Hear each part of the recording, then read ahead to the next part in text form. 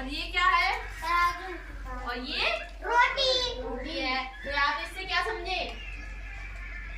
इस कहानी किसके बारे में आपको कहानी सुनाऊंगी? बंदर और बिल्ली के बारे में कहानी सुनाऊंगी, है ना।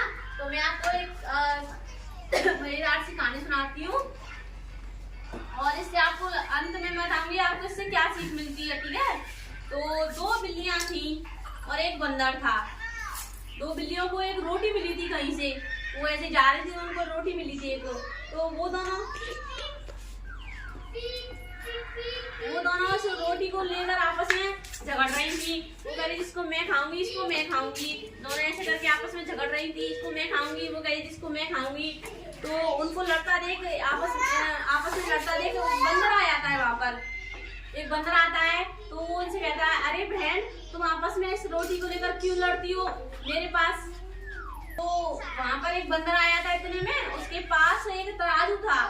क्या था? तराजू था।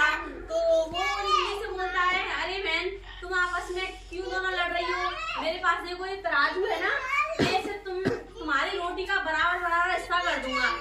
तो वो बिल्लियां खुश हो जाती हैं दोनों। वो बिल्लियां दोनों खुश, बैठ जाओ यहाँ पर बैठ जाओ। तो वो बिल्लियां दोनों आपस में ये सुनकर खुश हो जाती हैं कि इसके पास तो क्या है, एक तराजू है, तो ये हमारी रोटी को बराबर बांट देगा। तो बंदर अपने तराजू को लेकर आता है और वो रोटी को लेकर उसको दोनों जो तराजू के दोनों पलड़ा होते हैं ना, उनमें उस रोटी को रख लेता है, उसमें रोटी को रख लेता है। तो वो बंदर जैसे उस रोटी को तोड़ता है तो देखता है, तो जैसे तराजू से उस रोटी को तोड़ता है ना, तो वो देखता है एक पलड़े में रोटी, तराजू में उस रोटी को रखता है। रखने के बाद वो उसको देखता है कि एक पलड़े में रोटी ज्यादा हो जाती है, एक में कम होती है। तो बंदर क्या करता है, उस जिस पलड़े में रोटी ज्यादा है इसको तो उसमें से थोड़ी सी रोटी तोड़ता है और खा जाता है इसको। और उसको बिल्लियां उसके मुंह को देखती रहती हैं। और फिर उसके बाद फिर तोलता है। अब इस वाले पलड़े में रोटी तो कम हो गई, अब इस वाले में ज्यादा हो गई, क्योंकि उसने इसमें से तोड़ दी थी।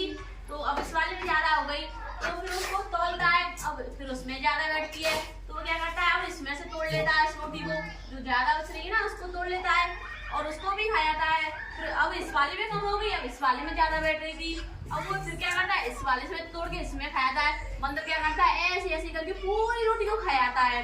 और बिल्लियां क्या करती है, उसकी मुंह को देखती रह जाती हैं। और फिर बंदर जब पूरी रोटी को खा जाता है तो वो बाद में पछताती हैं कि अरे ये तो हमारी सारी रोटी को खा गया और हमें तो कुछ मिला ही नहीं, इसने तो हमें मूर्ख ही बना दिया, है ना। फिर जो बिल्लियां है ना वो बाद में पछताती हैं। तो इस कहानी से हमें ये शिक्षा मिलती है कि हमें लड़ाई नहीं करनी चाहिए। अगर वो दोनों बिल्लियां आपस में नहीं लड़ती और उस रोटी को अगर आपस में पहले ही अपनी सूझबूझ से उस रोटी को बांट लेती और तो खा लेती, तो दोनों को मिल जाती कि नहीं मिल जाती। अब वो बंदर के बहकावे में आकर उन्होंने अपनी पूरी रोटी को गवा दिया, ना तो उसको मिली ना उसको मिली, दोनों में से किसी को भी नहीं मिली।